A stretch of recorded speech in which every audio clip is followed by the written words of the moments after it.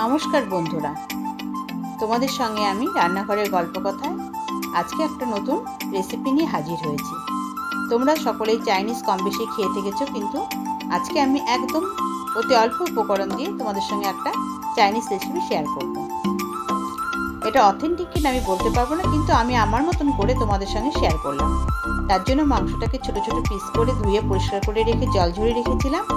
এরপরে দিয়ে দেব আদা রসুনের পেস্ট, কাঁচা লঙ্কার পেস্ট সামান্য পরিমাণে দিয়ে তার মধ্যে পরিমাণ মতন লবণ দিয়ে দিলাম। এবার আমি কয়েকটি ডিম দিয়ে দেবো। ডিমটা তোমরা চাইলে বেশিও দিতে পারো, কমও দিতে পারো। যেহেতু আমার মাংসের পরিমাণটা একটু বেশি, সেই জন্য আমি 4টে ডিম ব্যবহার করেছি। ডিম যত বেশি ব্যবহার করবে, ভাজার সময় তেলের পরিমাণটাও ততই কম লাগবে। এই জন্য আমি বেশি করে ডিম দিয়েছি।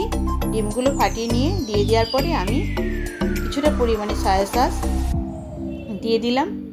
সয়া সসটা তোমরা ইচ্ছে মতন দিতে পারো, কম বেশি দিতে পারো। বেশি হয়ে গেলে চিকেনের রঙটা কালো হয়ে যাবে, সেই জন্য আমি সামান্যই দিয়েছি। আর দিলাম কাশ্মীরি লঙ্কার গুঁড়ো, এটাও অপশনাল, তোমরা চাইলে দিতে পারো, নাও দিতে পারো। আমি রঙের জন্য দিয়েছি। আর দিয়ে দিলাম কিছুটা পরিমাণে কর্নফ্লাওয়ার। কর্নফ্লাওয়ারটা দিলে ভালো ক্রিস্পি একটা ভাব আসে, সেই জন্য আমি কর্নফ্লাওয়ার দিয়ে দিয়েছি। কর্নফ্লাওয়ার দিয়ে আমি ভালো করে মাংসটাকে মাখিয়ে নেব।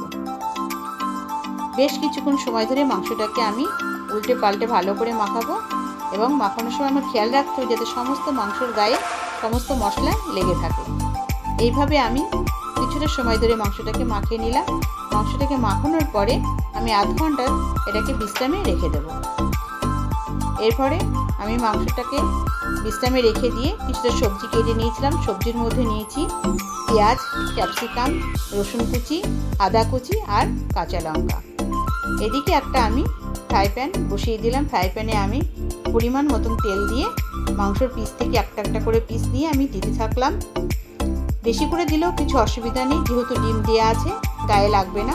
কিন্তু আমার মনে হলো একটা একটা করে দিলেই ভাজাটা বেশি সুন্দর হবে, সেই জন্য আমি একটা একটা করে পিস দিয়ে কড়াইয়ে দিয়ে দিলাম। এবং মাংসগুলোকে আমি যখন ভাজবো তখন গ্যাসের ফ্লেমটাকে একদম লো টু মিডিয়াম করে রাখবো, হাই ফ্লেমে দেবো না। হাই ফ্লেমে দিলে মাংসটা উপর থেকে বেশি ভাজা হয়ে যাবে, ভেতরটা কাঁচাই থাকবে। সেই জন্য আমি লো আর মিডিয়াম এই রকম আঁচ দিয়ে আমি মাংসগুলোকে ভাজতে থাকবো। দেখো মাংসগুলোর রং খুব সুন্দর হয়েছে। এবার আমার ভাজা হয়ে গেলে পরে আমি তুলে নেব মাংসগুলোকে। এইভাবে আমি মাংস ভাজা হয়ে গেলে সমস্ত মাংস তুলে নেওয়ার পরে আমি মাংসের পরিমাণটা যেহেতু বেশি, আমি দ্বিতীয়বার আবার কড়াইয়ে ওরকম একটা একটা করে দিতে থাকবো। এইবারে কড়াই ভর্তি করে যখন মাংসটা আমার দেয়া হয়ে যাবে, তখন আমি মাংসটাকে ভাজতে দিয়ে আমি একটা সস তৈরি করে নেব। সেই সসটাও তোমাদের সাথে আমি শেয়ার করব। এইভাবে আমার সমস্ত মাংস দেওয়া হয়ে গেলে পরে উল্টে দিয়ে আমি একটা সস রেডি করতে শুরু করে দিলাম। তার জন্য একটা আমি মিক্সিং বোল নিয়েছি। তার মধ্যে কিছুটা পরিমাণে সয়া সস, কিছুটা পরিমাণে টমেটো সস, কাশ্মীরি লঙ্কার গুঁড়ো, গোলমরিচের গুঁড়ো, চিলি ফ্লেক্স, তিলের তেল,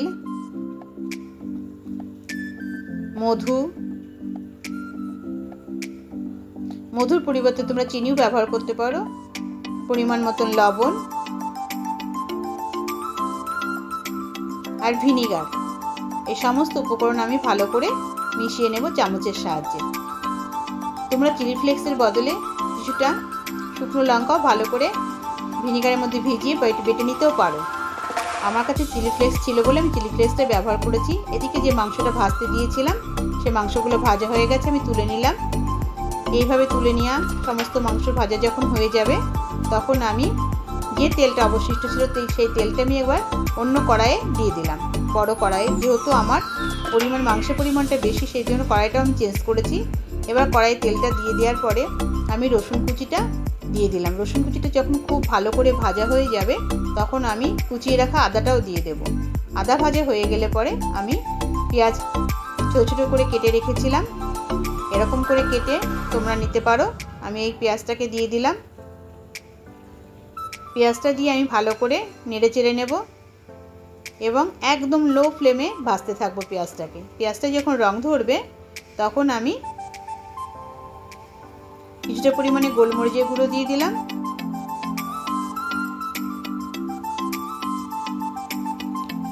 এবার আমি 2 মিনিট ধরে ভেজে নিলাম। এবার আমি সমস্ত ভেজে রাখা মাংসগুলোকে দিয়ে দেব। মাংসগুলোকে দিয়ে আমি পেঁয়াজটার সাথে ভালো করে নেড়ে নেব, উল্টে পাল্টে। দেখো এরকম করে আমি কিছুক্ষণ সময় ধরে ভালো করে মাংসটাকে পেঁয়াজের সঙ্গে মিশিয়ে নিলাম।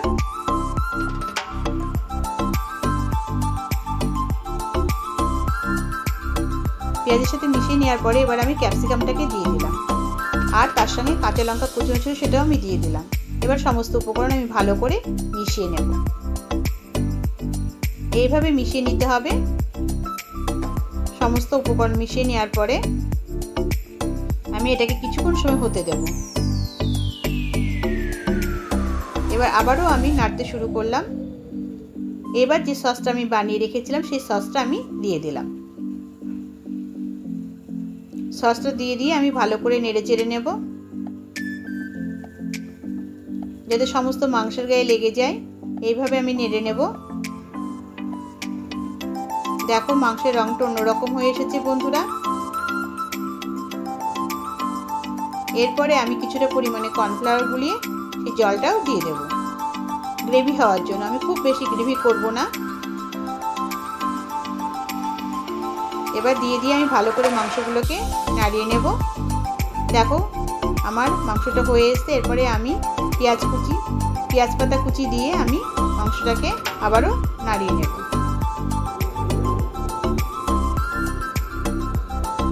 পেঁয়াজ পাতাটা দিলে খুব সুন্দর সেন্ট হয়, খেতেও ভালো লাগে। এবার আমার চিলি চিকেন রেডি হয়ে গেছে। দেখো বন্ধুরা তোমাদের কেমন লাগছে। তোমাদের যদি ভালো লাগে লাইক করে সাবস্ক্রাইব করে আমার পাশে থেকো বন্ধুরা।